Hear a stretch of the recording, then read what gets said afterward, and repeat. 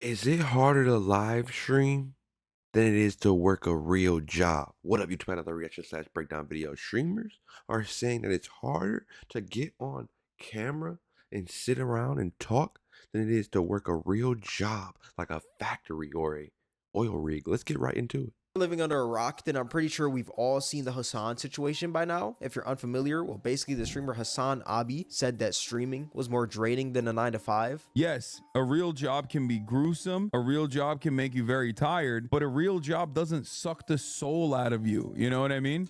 Have you ever worked a real job?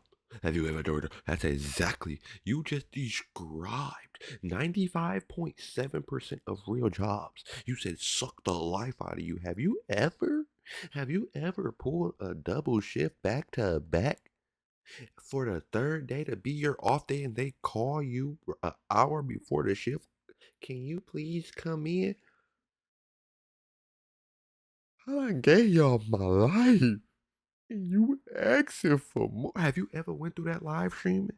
In the same way that 9 hours of streaming absolutely will. A real job does not expend your social battery in the same way as someone who did a sales job, a real job. Okay, I'm telling you, as someone who did both, like 9 hours of constant performance and people pleasing taps you out from social scenarios. After 9 hours of that, I could probably do physical labor. It would not bother me, but I can't do more social.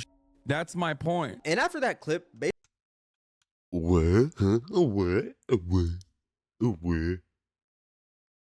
You saying streaming is harder than working a real job, bro? Are you a sales job ain't a real job? Let's start duh. Let's start duh. Sales not a real job. Factory, anything when your hands get dirty, anything where you watching children. Ooh, ladies, I know.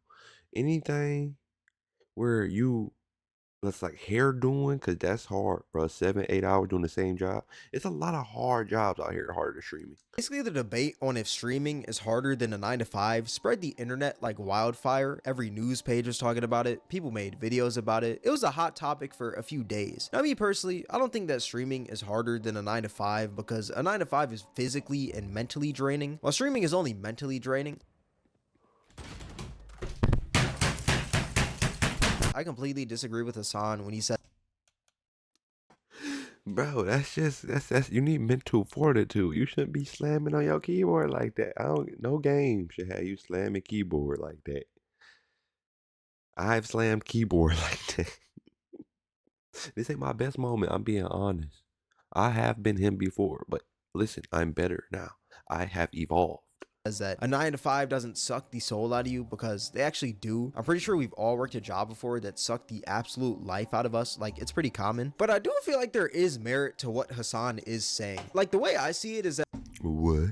like, just because a 9 to 5 is hard, that doesn't mean that streaming is easy. I feel like a lot of people underestimate the amount of work that streamers actually have to do because of how lazy streaming looks. I mean, when you look at a streamer, like, I mean, they're sitting in a chair, playing a game, or reacting to videos, and people do that for free. So when you see somebody doing it for numerous hours each day and they're making money from it, it's like, oh, I could most likely do that. I mean, it seems pretty easy. I do that for free, so why not do it for some bread? But if I'm being honest, I personally don't think that streaming is easy at all. Like, I saw a lot of people trying to write this off as like anyone could stream, but not anyone could work a 9 to 5, which I completely disagree with. The way I see streaming is kind of like the way I see soccer. Anybody could play soccer, but not everyone can be good at soccer.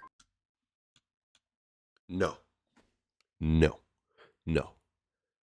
Streaming takes a certain type of mental, I don't give a darn. Like, streaming takes the constant, I'm gonna keep doing something without the return of instant gratitude, which most people want instant gratitude. You do something for someone, you say, hey, look, I did something, say thank you. That's instant gratitude. If you don't have instant gratitude, you usually do not. You instantly flip into a negative situation. Like if you hold a door for someone and they don't say thank you, you instantly be like, I should have let the door hit you, because you wanted that instant gratification. That is what streamers is perfect at. They're great at. They do not need that instant gratification. They could do the same thing for hours and hours and hours and years on end with no type of return, and can just be fine. Anyone I possibly could be wrong there. Comment below if I'm wrong. Possible. can Very stream, possible. but not everyone can be a full-time streamer. Like, I don't think people realize how hard it is to get to that point where you're a full-time streamer on Twitch. It takes a lot of hard work and a lot of strategy, because Twitch has one of the worst algorithms of all time, because they don't push you in any way, shape, or form. You have to bring people to your stream. You can't just sit there playing a game all day and expect money and viewership. Like, it just doesn't work like that. He has a point. He has a point. Twitch does need to upgrade their UI system and their algorithm system to where good content excel and not just numbers excel, because it's a very big problem with bots. Because if you can figure out how to get bots on there without being quote unquote caught, then you instantly becomes top of the Twitch leaderboard because you are the most streamed. It's literally impossible to grow on Twitch by only streaming. All the top streamers have said it before. Because like the best strategy for growing on Twitch is still growing on YouTube, TikTok, or another platform. My advice to anybody that wants to grow streaming, don't stream a lot. You can't just spark up on stream every day on Twitch and get viewers. That's just not how it is. You know, you got to go on different platforms, post your clips, and then eventually, you know, if you do it right, people will come. Yeah. Go on TikTok. Eventually, if you do it right, the people shall come.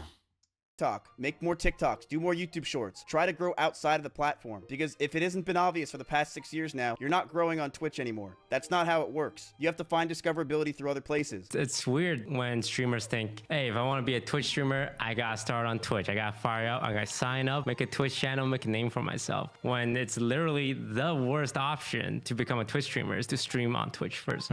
You have to do something else where you have to become famous first. Like, if you have 0 viewers on Twitch, That's insane. Most people think they could just go on Twitch and start a Twitch channel, but no. You must already have a brand that then you bring to Twitch, to where Twitch is the platform that house your flame, house your notoriety. Twitch is just a platform to house what you already have going.